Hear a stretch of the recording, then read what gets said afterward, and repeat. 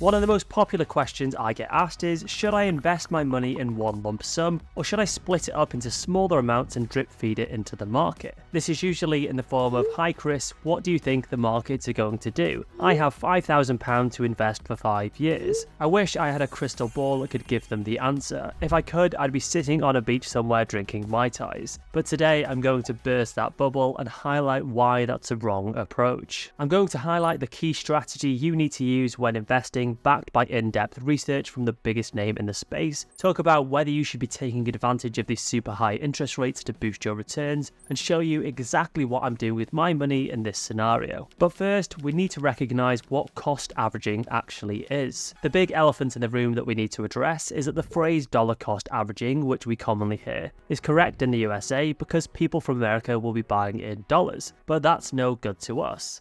In the UK, we're buying in pounds, so it's actually called pound cost averaging, which people often get confused by. What this essentially means is that if we're, for example, buying an index fund, let's take, for example, one of the most popular ones, the Vanguard All World Fund. We can see that the current price for the fund is £98.19 per share, but in the past, it's been over £100. And if we go back even further, we can see it's been £90. So let's say, for simplicity's sake, you'd bought the fund twice, once at £100 and once at £90, and you spent the same amount each time. The average price you would have paid is £95.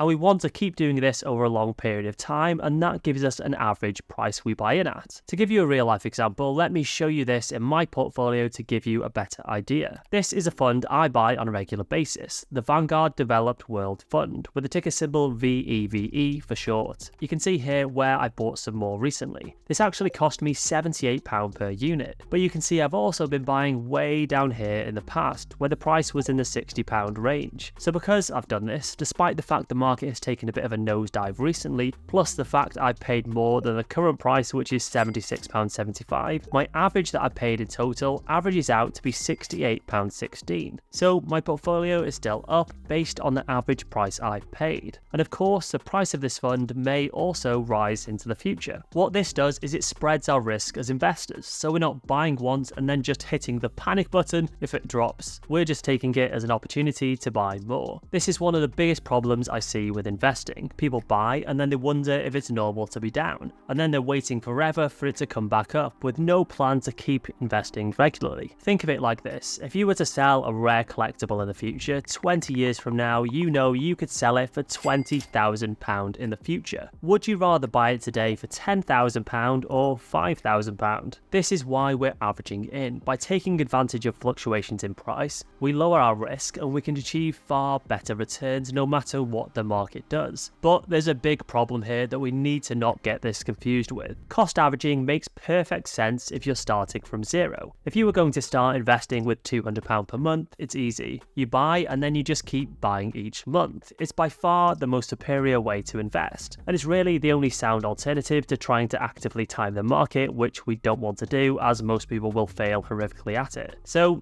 if that was a case, it's easy. But the real tough question is that we want to try and answer here is, if you have a starting amount to invest, should you invest it all in one go in a lump sum in 1 month, or should you spread it out over a number of months throughout the year and invest it equally into the market? This is where it gets much trickier. To answer this question, we need to look at what the research has found, which has run models to take different scenarios into consideration. One of the best studies conducted on the subject was by Vanguard. In the study, they ran over 10,000 simulated scenarios using the historical performance of the MSCI World Index to work out the difference between investing a lump sum and pound cost averaging, to find which one performed better. It looked at the historical performance of the global stock market between 1976 and 2022, and compared the results of both strategies on a rolling 1-year basis. And they found something quite interesting. They noticed a trend that the more you spread out your money, and the less time the portfolio was fully invested, the higher the percentage that the lump sum strategy would win. So much so that when the amount was split into 6 monthly payments, the win ratio for the lump sum strategy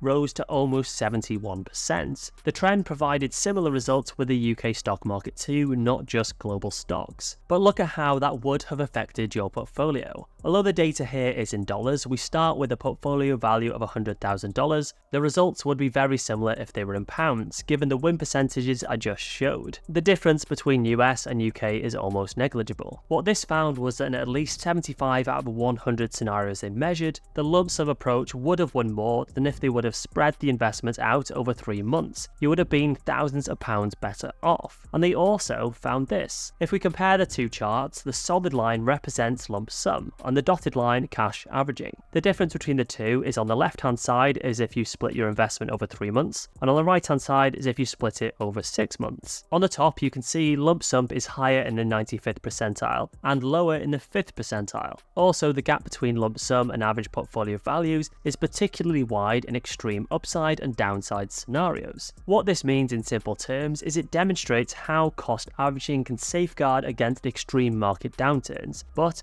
it also hinders you in the best up markets. This means that investors who are wanting to take less risk would be better off cost averaging. They also created this handy chart which demonstrates it more clearly. Lump sum would be better if you're in the adventurous and moderately conservative category, and if you're more conservative you could pound cost average. If you are looking to pound cost average, a great option is a sponsor of today's video, XTB. XTB have just launched their investment plans which makes investing on a regular basis super easy. Their investment plans give customers the ability to design a personalized portfolio of exchange-traded funds using their smart filter, which can be set to match your level of risk. It will then automatically invest your money into each ETF according to the percentages you set using Auto Invest. XTB was founded in 2002 and has since become an industry leader, receiving multiple awards, including the best mobile app for investing, and best of all, they're regulated by the Financial Conduct Authority here in the UK. They have over 350 different ETFs, giving you exposure to a range of different sectors and countries, and you can start from as little as just £15. Best of all, you won't be overpaying. 0% commission on ETFs as long as you're trading under €100,000 per month, and there's 0% management fees. The only fee you may have to pay is 0.5% currency conversion costs if you're buying in a foreign currency. And they've also just increased the interest rate on clients' uninvested funds to 5.2%, which is huge. They're definitely worth checking out, and I'll pop a link down in the description below. Now, I do think there's a couple of things here we have to recognise. Having spoken to hundreds of people who have asked me the question, which is missing from Vanguard's research. And I think this is why blanket comments like lump sum, it's better, can be quite dangerous. The first is we need to recognise that there are periods of market downturns. When we look at the world index that they've used in particular, it's clear that the market has had a really strong upward trend over a long period of time, which is great. But there's also a lot of periods where the market didn't do so great. This is where you should be cost averaging into the market and continuing to buy, taking advantage of those times when the market is down. What people need to be aware of is to not just invest it all in one go and then have nothing else to invest. I must admit I've been particularly guilty of this, and it's now why I lean towards averaging instead of lump summing my money in. The reason I did it, being self-employed, is I always wanted to keep money for tax and then see how much money I had left at the end of the tax year to invest, and the cash for me was also a safety net. So in at least 5 years I've ended up putting £20,000 into my ISA in one go, which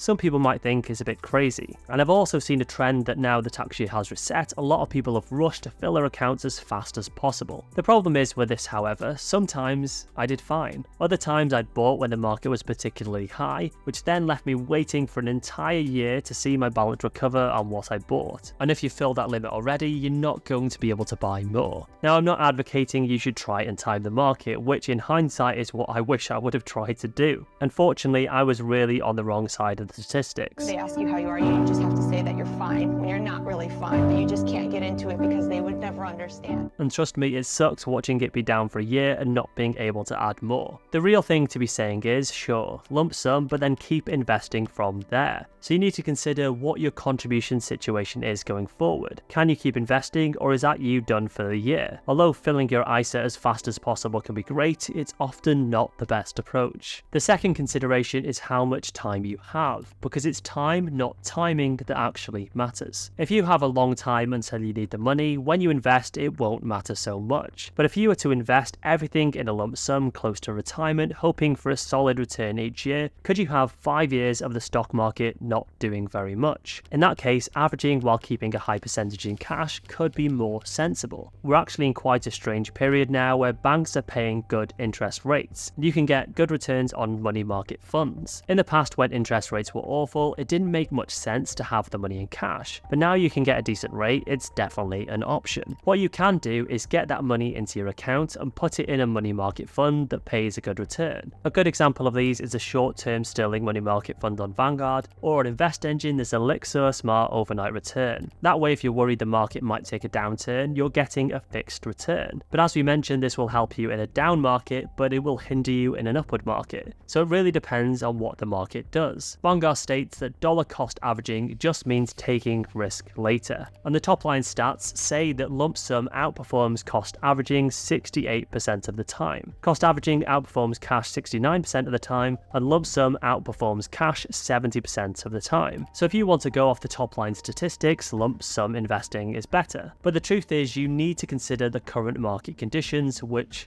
is hard. But more importantly, you need to realize your plan. And ask yourself this question: do you have the money to keep investing if the market does go down? And if I didn't get a return for 5 years, would I be okay? But most of all, do what makes you feel the most comfortable. I certainly feel more comfortable spreading my money in rather than just investing huge sums in one go. But I tend to do it based on how I feel about the market at the moment and how much money I'll have coming in. If I know I'll keep investing similar amounts, I'd prefer to just get it in there and keep going. Remember, you're far better off most of the time just not looking for as long as you can. All it will do is give you false hope or get you down. Try and get yourself in the most hands-off approach you can. Get the money in there, keep going, and just forget about it. If you want to see how I'm doing with my portfolio, you can check out my latest update right here, and I'll catch you over there.